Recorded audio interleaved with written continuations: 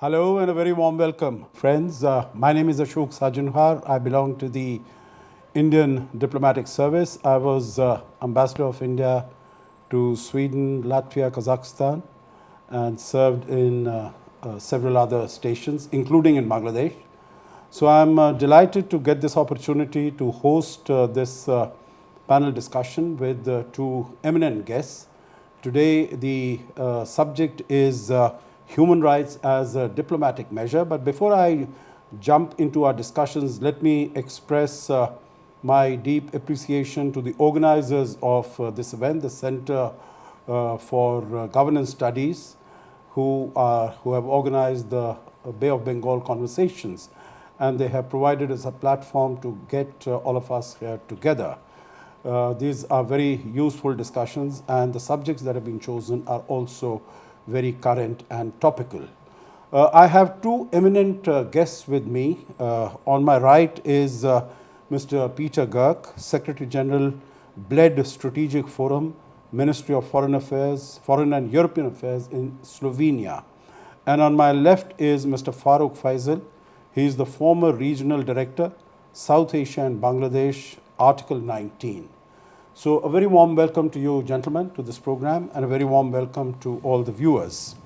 Let me start first with you, Peter, on this subject, since we are discussing human rights, and of course, over the last many years and decades, the importance of human rights in global politics has gone up. We know, of course, that human rights were introduced in the global considerations, even prominence in the global lexicon really came after the formation of the UN organization after the Second World War. And on the 10th of December 1948, we had the statute on the human rights that was adopted by the world. So if I could request you to take our viewers through how the whole idea of human rights has evolved over the last 75 years or so. What is the position, what is the status of human rights in global politics? Yes.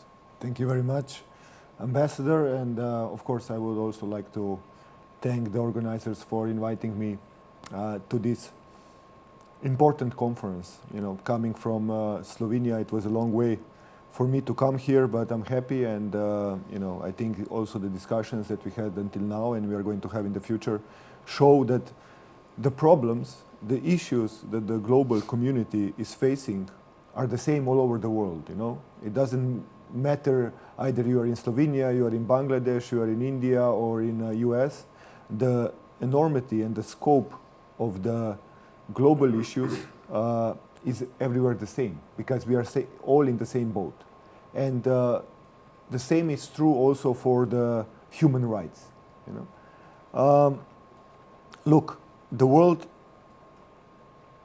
has significantly changed, I would say, from the setup which came about after the Second World War, the United Nations, and so on and so on.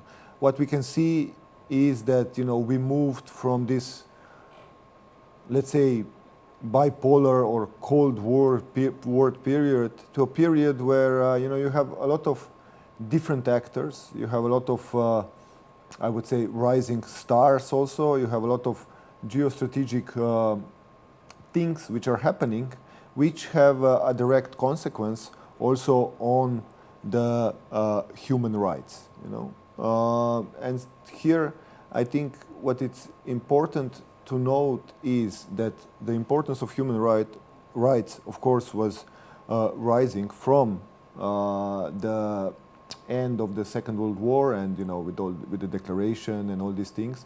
But what we can observe right now is that this universality of human rights is being challenged, and this is something which is interesting, because for the international community to work properly, and we can all agree probably that right now the global order is not working properly, to say the least. We lost this universality somewhere along the way, and this is a shame, because if we want to get back on track, if we want to have a world of cooperation and not confrontation, then you need some fundamentals which are true for all the global community and all the members of United Nations. And here, I think human rights as such, because we have the declaration, we know what human rights are this guarantee that basically the world could move into the direction of searching for common good and not competition. We are not there yet. As you can see, there is a lot of problems in the world, from Russian aggression to Ukraine, to climate change, to food security, energy security. All these things are interlinked, and they have the exact, or they have a direct also consequence on the observation of human rights. So in this interlinked world, how can we put human rights back on the top of the international agenda? I think this is one of the most important questions for the future and for the international community. Thank you very much, Peter. I think you raised a large number of important points, and the most important, I think, is that the unity and the agreement, global agreement that used to exist as far as human rights are concerned, that is fraying, that is dissipating, that unity is no longer there. And secondly, what you mentioned is that, when we are looking at human rights, it's not only in the field of politics that we need to look at them. It is also in the need or in the field of climate change. It's also possibly as far as the whole issue of terrorism is concerned.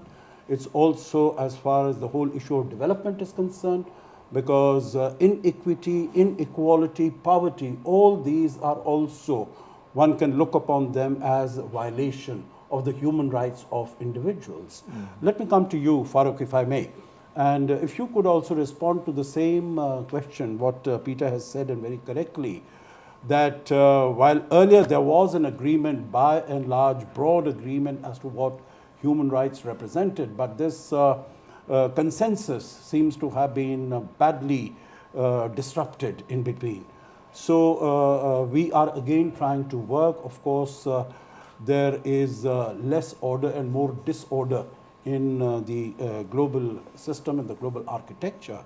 So going forward, how do you see the position of human rights? Of course, everyone recognizes that they are extremely important. But your first thoughts on the subject? I absolutely, thank you very much first. I absolutely agree what Peter has just said. And I was born in Bangladesh, and I worked in Bangladesh, but I am a Canadian now. So, and I also work closely with the Department of Foreign Affairs in Canada. And in Canada, like, it's very strange. My daughter always says that I have two countries. One is most populated, another one is least populated country. Same here, like I went there from a kind of autocratic Bangladesh in Canada, while Canada is trying to promote. Which year was this, Faruq, when you went from here? 1990, I went to Canada for the first time, yeah. Okay. And I think the same time that I was here in Bangladesh. Okay, Yes, okay, I was not Indian here at Nation, that yes, time. yes. And what happened, like, Canada did lots of things diplomatically to promote, mainly to ban landmine, for example, or to promote UN Security Council Resolution 1325, the gender and conflict issue. And Canada always put human rights in their foreign policy in the center, okay? And it was not only like promoting the issues, but also like trying to get other countries involved with that as well.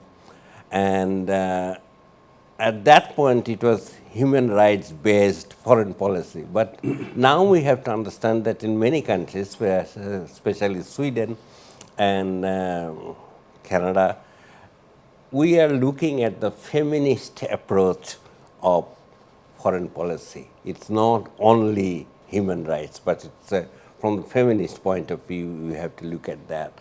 And I also worked in Bangladesh, I worked in Afghanistan, Nepal, always during the time of conflict.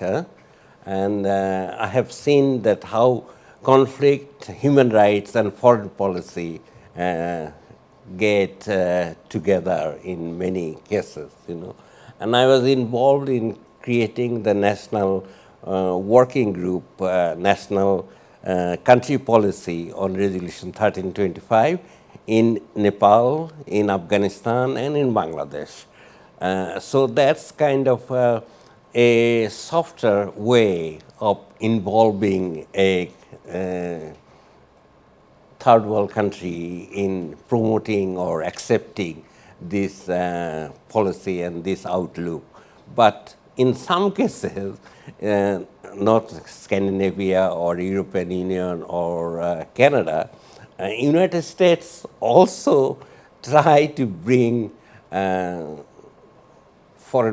rights in the foreign policy, and but often they come with a kind of stick, like that's what is happening in Bangladesh now. America has put sanction on Bangladesh, and they have a new visa policy because anybody who is not in favor of democracy or election and etc.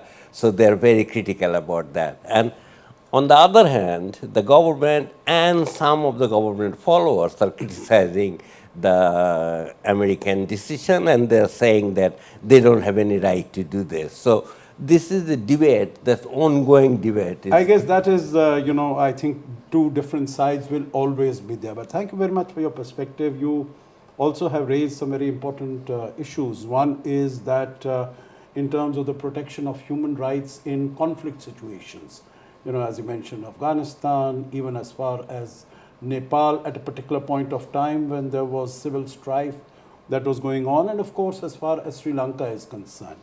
But we also know that as far as the United States is concerned, whether for political reasons or even for on the economic issues, United States has used the tool of human rights for political pressure.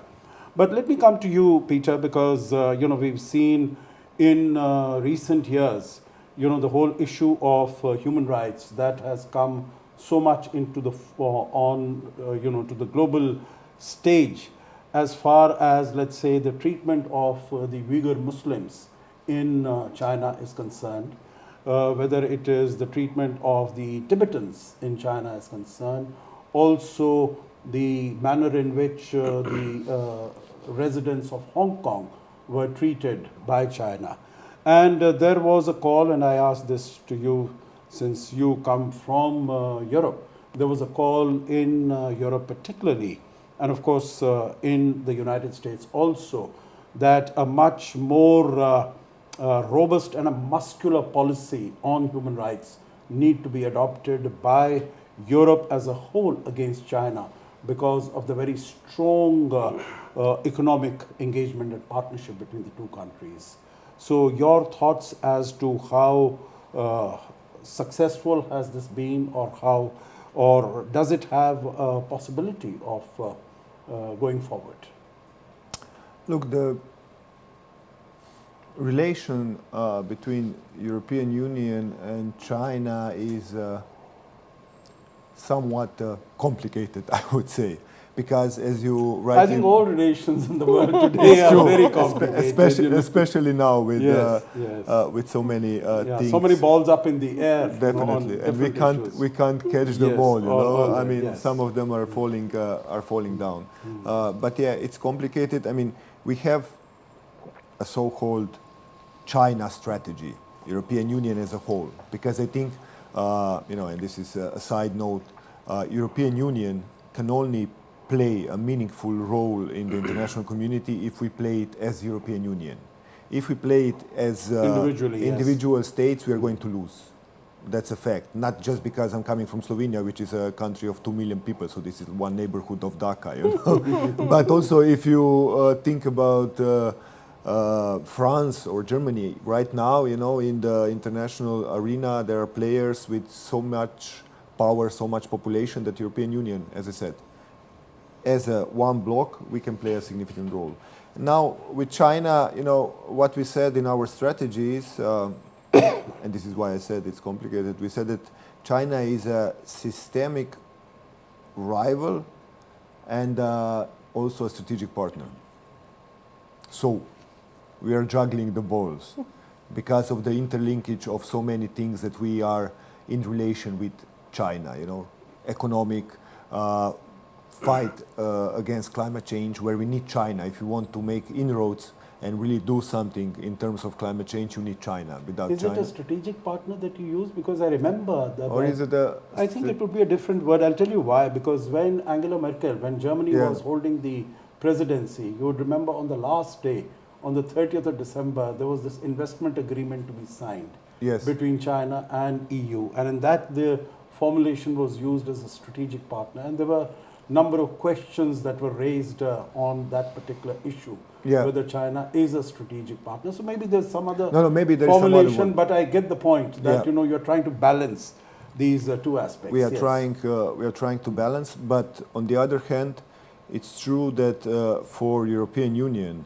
human rights and protection of minorities is a backbone of our democracy.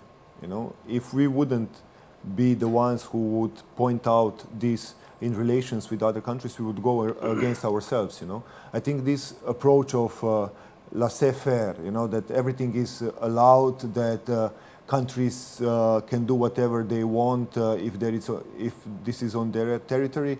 I don't think that this is a recipe for success of international community, especially if, you know, we see countries who are engaged in the international community who should observe human rights, but you know, are violating them.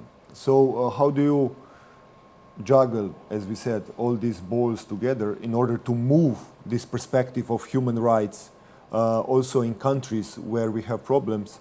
Well, that's a question for this world and for this international community. As part of European Union, Slovenia, and also European Union as a whole, we are going to be promoters of human rights as we are today, maybe even strongly tomorrow. Why?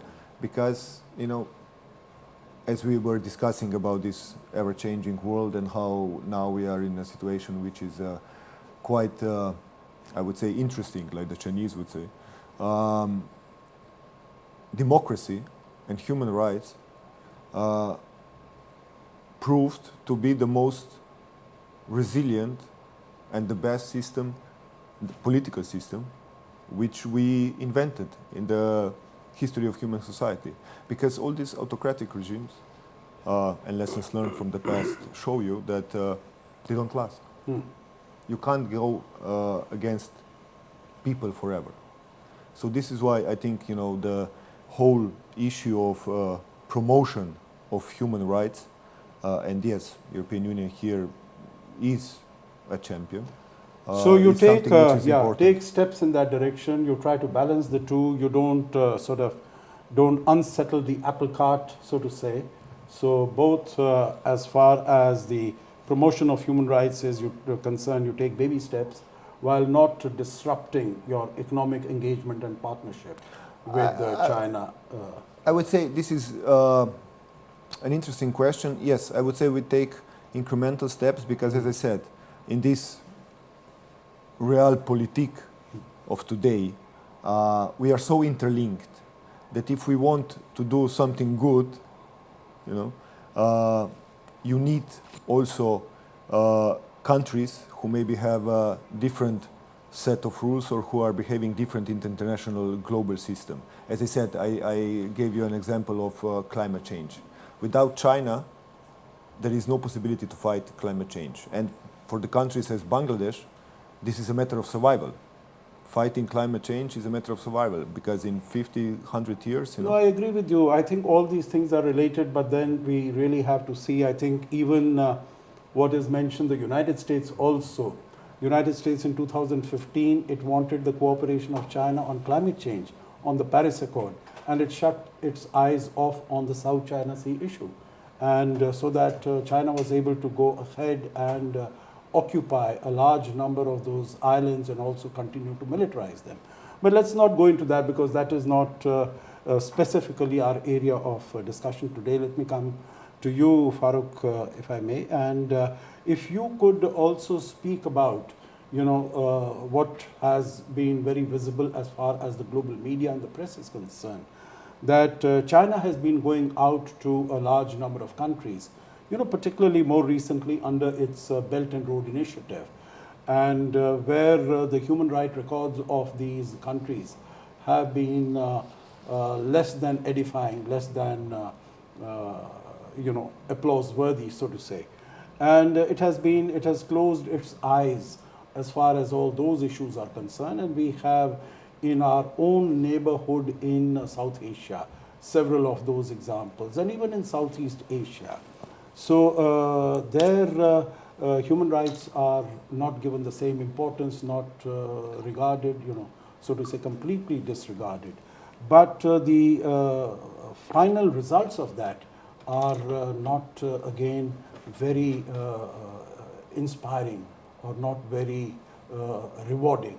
So what would you wish to add on that particular issue? Yeah, my personal opinion is that there are few things which are not permanent for any country or any geographical area. One is the map of that country. It changes all the time. It can change. The national flag of that country can change, and national anthem also can change, and system of ruling can change as well.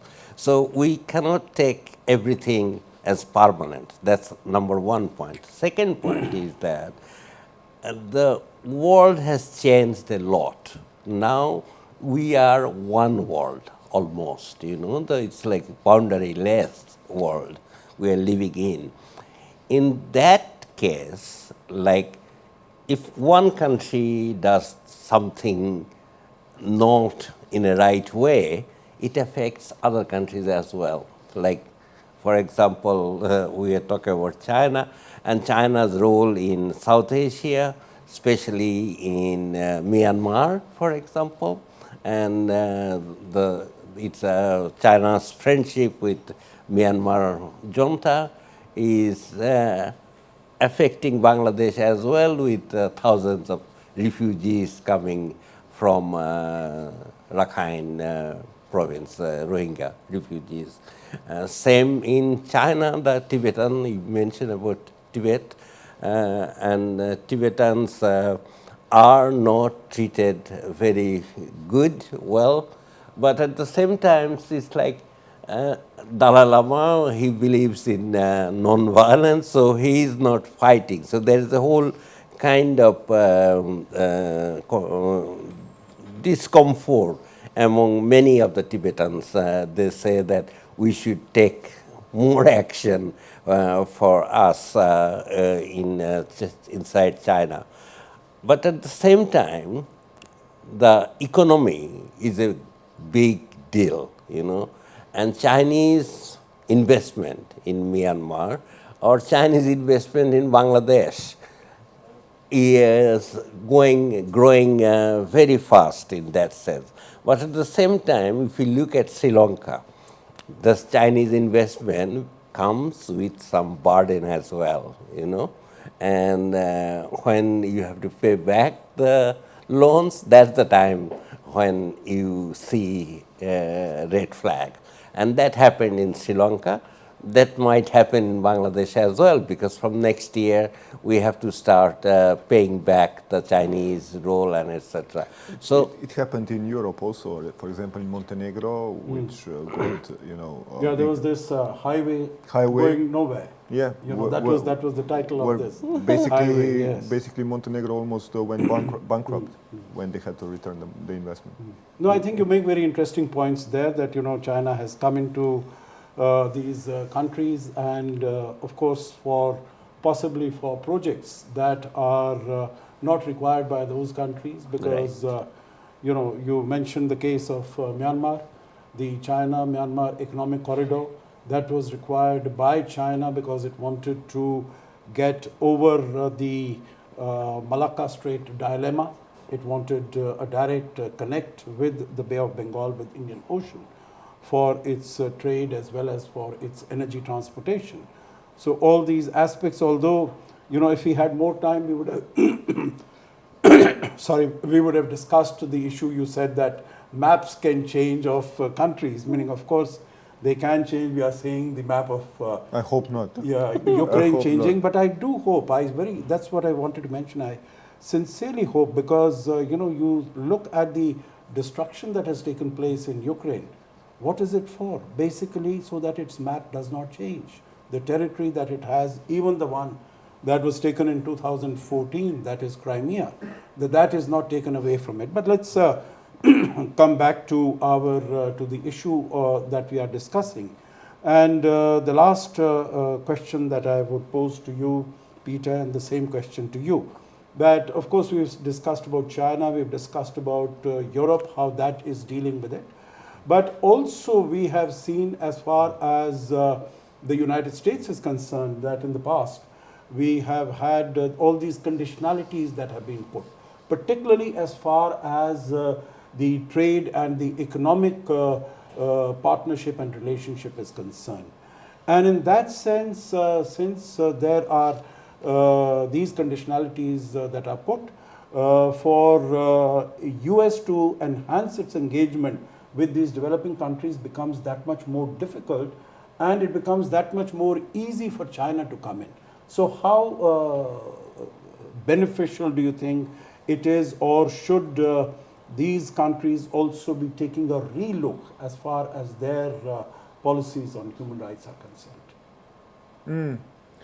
Well, this is $1 million question. Because if you take away the conditionality,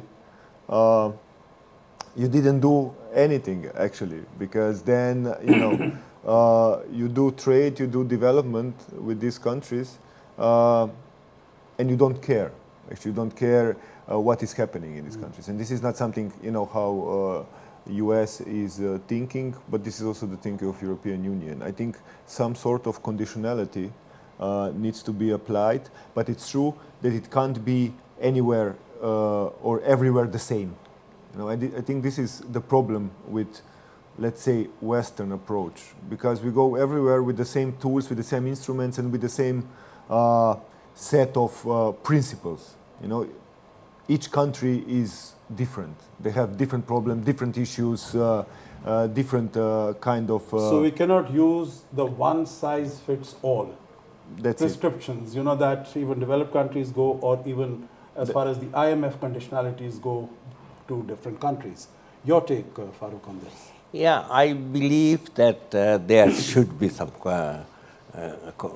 consideration of human rights with business as well, and internet and business and human rights. This is a very important issue these days. The relationship between all these things is affecting people's lives, the citizens' lives. And as you said, Mr. Ambassador, is that one size would not fit everyone, So that I totally agree with you and believe on that. And I think the powerful countries, the economically stronger countries, should look at the situation of the countries that they're getting involved, either in business or in development aid or whatever. So that's my belief. No, fantastic. So I think we have come to an agreement after this half an hour discussion in the panel that human rights are important. Human rights are very relevant. Human rights are very significant. And they need to be protected and promoted.